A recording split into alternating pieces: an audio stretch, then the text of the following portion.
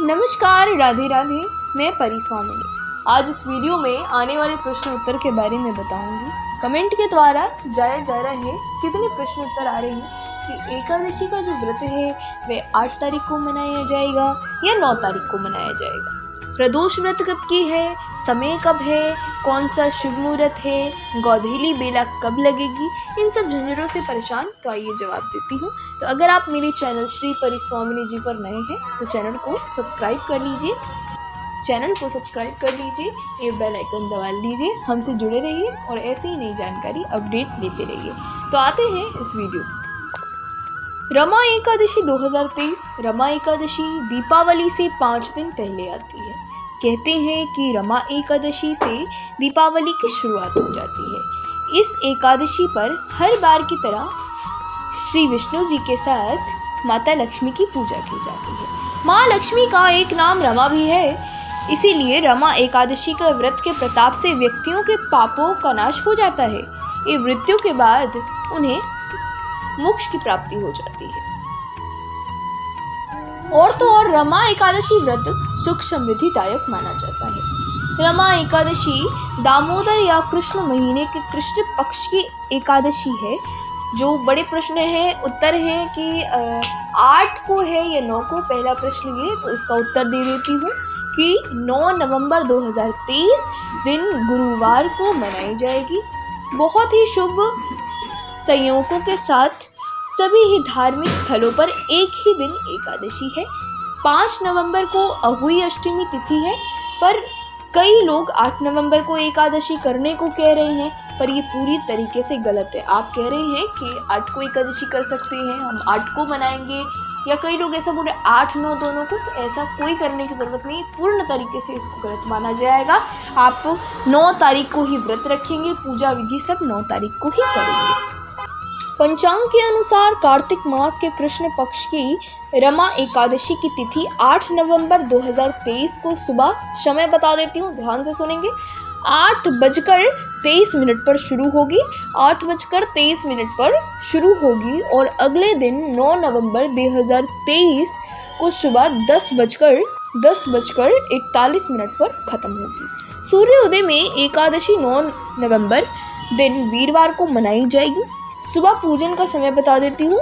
6:39 से लेकर 9 बजे का जो समय है, 6:39 से लेकर जो 9 बजे का समय है सबसे शुभ मुहूर्त है। इस समय कुछ भी हो जाए, इस समय पूजा करना परम आवश्यक है। कहते हैं कि इस समय पूजा करने से भगवान विष्णु और माता लक्ष्मी की बड़ी रहम कृपा आप पर प्राप्त होएगी। जैसा कि महीनों में कार्तिक महीना, तिथियों में एकादशी तिथि और वारों में वीरवार भगवान विष्णु को बेहद प्रिय है। 9 नवंबर को कार्तिक का महीना, तिथि में एकादशी तिथि के संयोग से बहुत शुभ योग बन रहा है। इस दिन इस योग से 4:48 तक का जो समय है उस विषोम योग रहेगा, और उसके बाद जो है विषोम योग जो होता है वो शुरू हो जाएगा। अब प्रश्न आता है कि विषोम योग क्या होता है, तो आइए आपको बताती हूँ। इस योग को विश्व से भरा हुआ घड़ा भी माना जाता है, इसलिए इसका नाम विषकोम योग है। जिस तरीके से आप कहते हैं कि विश्व का ये जो जहर पीने से सारे जो शरीर में धीरे धीरे जहर भर जाता है, तो योग आ जाता है। तो वैसे इस दिन में कहा गया है कि इसको विषकोम योग के नाम से जाना जाता है। आइए और जानते हैं। आगे हम जानते हैं, वैसे ही इस योग में किया हुआ कोई भी कार्य जहर के समान ही फल देने वाला होता है, अर्थात इस योग में किया हुआ कार्य असफल ही होता है। इसलिए याद रखना, ध्यान से सुनिएगा, 9 नवंबर को पूजा पाठ बहुत करना है और कहीं की यात्रा मत करना। कोई शुभ मांगलिक कार्य करने से बचिए, और किसी भी कॉल मीटिंग में जाना है तो रुक जाइए। किसी भी कोई भी डील करनी है नहीं करना है, पेपर पर साइन नहीं करना है, गाड़ी नहीं खरीदना, मकान नहीं खरीदना, जो भी शुभ कार्य होते हैं वे आपको भूल कर भी 9 तारीख को नहीं करना है। अब कई लोग ऐसा कह रहे हैं कि ऐसा भी है कि 8 तारीख को सुबह एकादशी तिथि आ जाएगी और पूरे दिन रहेगा, 9 तारीख को तो एकादशी तिथि सुबह ही समाप्त हो जाएगी। ऐसे में 8 को व्रत कर लें, ये लोग कह रहे हैं। लोग ऐसा भी कह रहे हैं कि कई लोग उसमें कई लोग ऐसा भी कह रहे हैं कि 8 नवंबर को विधवा स्त्री व्रत करना चाहिए या नहीं।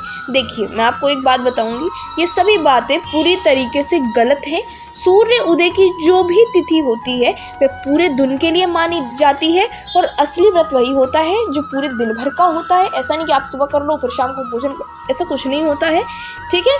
तो ये उसी प्रकार से होती है जब अगले दिन ही एकादशी बहुत जल्दी समाप्त होने वाली हो।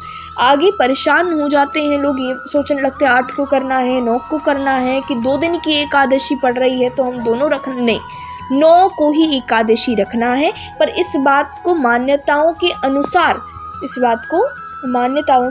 अनुसार आप ध्यान से मानेंगे इस बात को कि हमें जो एकादशी का व्रत रखना है वो 9 तारीख को ही रखना है, उसी 9 तारीख को ही पालन करना है, ठीक है। कोई कुछ भी कह ले, आप 8 को पूरी तरीके से दशमी तिथि का ही नियम पालन होगा।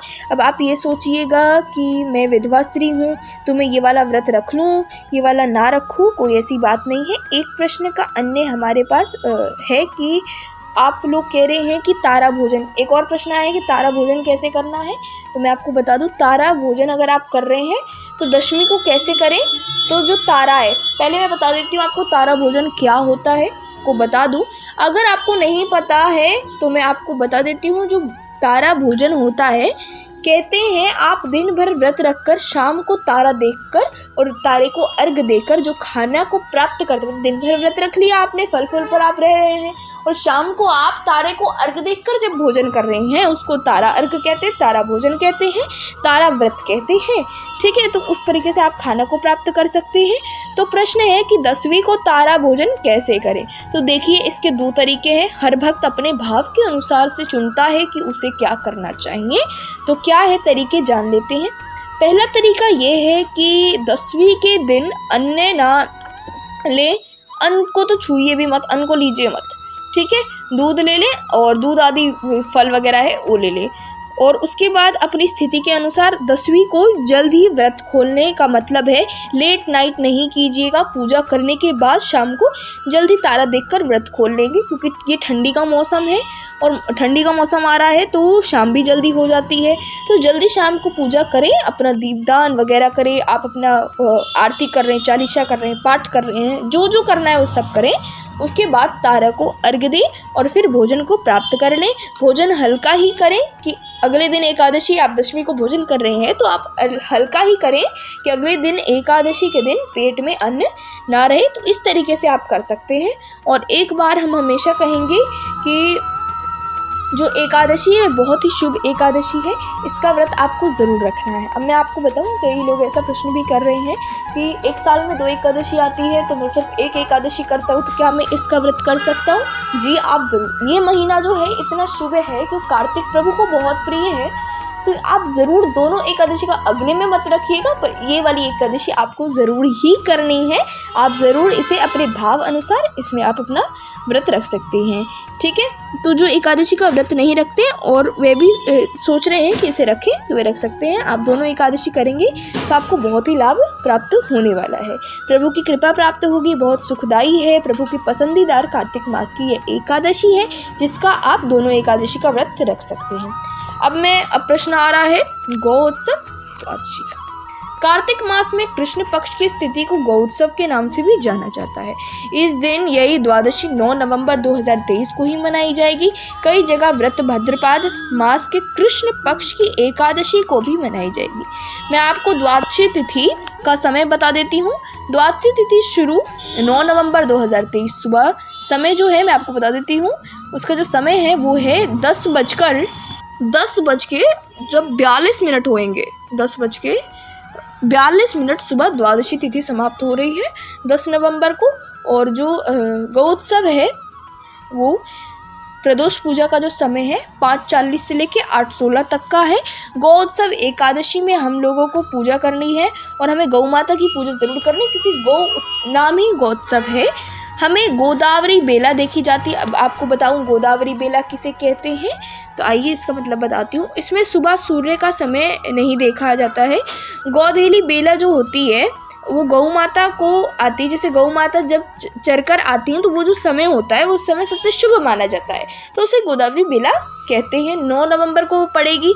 प्रदोष व्रत का भी प्रश्न उत्तर है, जरा बता दूं आपको। प्रदोष व्रत की मतलब गोधूली बेला का जो शाम का समय है उसमें आप गौ माता की पूजा बहुत प्रेम भाव से कीजिए, कृपा प्राप्त होगी। उसके समय मैं बता देती हूँ 5:40 से लेके 8:16 के बीच में होगी, जिसमें आप गौ माता की पूजा बड़ी प्रेम भाव से करेंगे, बड़ी कृपा प्राप्त होगी, बहुत शुभ बेला है। तो बस एकादशी पर महिलाएं अपने बच्चों की लंबी उम्र के लिए व्रत रखती हैं, ठीक है, तो आप इसे रख सकते हैं, ये बहुत अच्छा है। और बछड़े, जैसे गौ माता और बछड़ा का प्रेम होता है वैसे पुत्र और माता का भी प्रेम ऐसे ही बना रहेगा, ठीक है।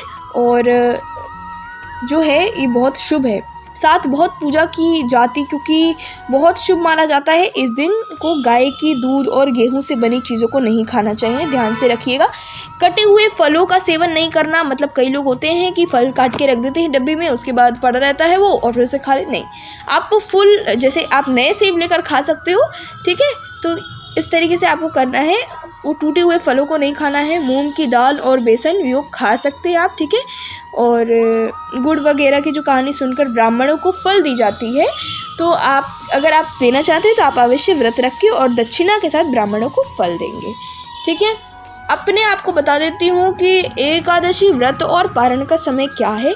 रमा एकादशी का व्रत सुबह 10:02 तक है, ठीक है, ये आपको याद रखना है। 6 बजे से सुबह 8:50 तक के बीच में है, ये बिल्कुल शुभ रहेगा। ये दिन द्वादशी दिन दोपहर 12:38, तो जो 38 है उसके बारे में आपको मैं बता देती हूँ कि 6:38 से सुबह 8:50 तक का आपको करना है और फिर 12:38 पर वो शुरू हो जाएगी, ठीक है।